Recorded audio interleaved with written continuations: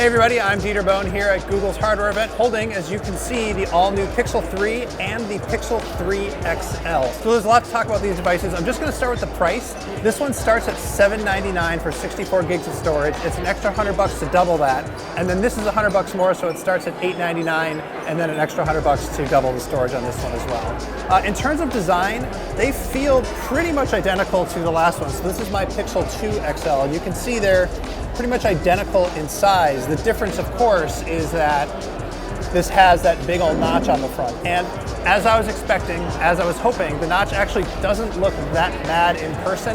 It looks way better in person than it does in photos, but it is still a gigantic notch. Now, in terms of specs, they are exactly what we expected.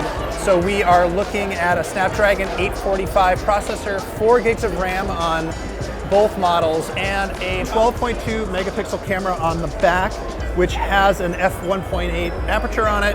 On the front, you have two lenses. They're both 8 megapixels. One of them is f1.8, and it has a 75-degree field of view. The wide is a 97-degree field of view, and the wide mode is one of the first features we want to talk about here. So what you do here is you're just looking at a regular selfie, but then you can slide it out to get more, or slide it into zoom. So it's a nice wide-angle selfie camera.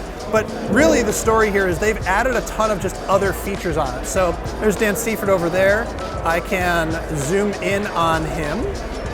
And Google says that they have a better zoom feature that's using the same technology that astronomers use to fix zoom.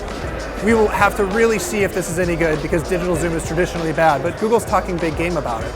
So another feature they've talked about is Top Shot, which is supposed to pick the best photo if you are not smiling in a photo. So I'm going to take a picture here and blink and whatever.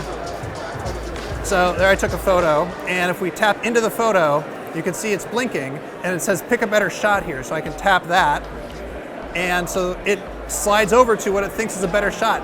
I don't know if that's a better shot or not, but there's like a bunch of stuff here, so you can just go through to the best one. Obviously the best one is where I look like a goon, and then it will just save a copy of that shot in addition to the original shot.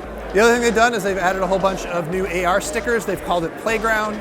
So we can go to Playground here. There's Nilay, there's Dan. I'll tap here, and we'll just throw Iron Man in the frame. He's just super in their way, but I'll slide him over there. Now he's out of their way. So there's those guys. There's Iron Man. He's just chilling, doing his Iron Man thing. It will also work in selfie mode, so I can take a selfie here, and I can have Iron Man just, there he is. Just creeping on me. He's a creeper.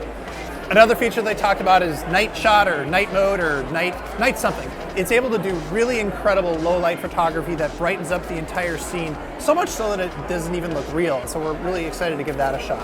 I have taken just a couple of photos of this. We haven't had it for very long, but it does seem like a very fast camera. It seems like a very good camera, and it was able to pull off portrait mode with some backlighting on that portrait mode, and it looks pretty good. So really excited to try these cameras out more. Now, maybe the most whiz-bang new feature they showed is call screening. So if a call comes in, you'll see here there's a new option for screen call. When I tap it, it shows some text here. So the person you're calling is using a screening service. And on the other end, this sounds like a pretty regular conversation because it's using Google's duplex technology. So I'm just going to speak to this person, and it's going to hopefully auto-transcribe what I'm saying.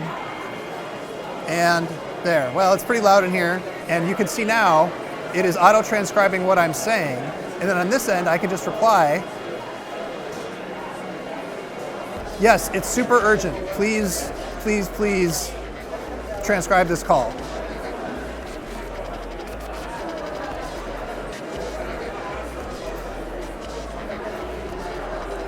So that's call transcription. It's pretty wild. It also happens completely locally, so that nothing gets sent to Google servers. It's happening directly on the phone. Going back to the design a little bit, it is a glass back, and that allows for wireless charging. And when it's on a wireless charger, it's going to have a bunch of special features on the screen. So it will wake you up slowly by brightening the screen before the alarm goes off. It'll show you stuff that you can see from across the room. In order to do that, they did have to make it a glass back, but they've maintained a matte finish. So it's a single piece of glass here, but the top is glossy, and then they sort of, sanded this side down here Fingerprint sensor, of course, is still on the back, and it feels a little bit less recessed than before, but it's still, you know, it's a fingerprint sensor. It works fine.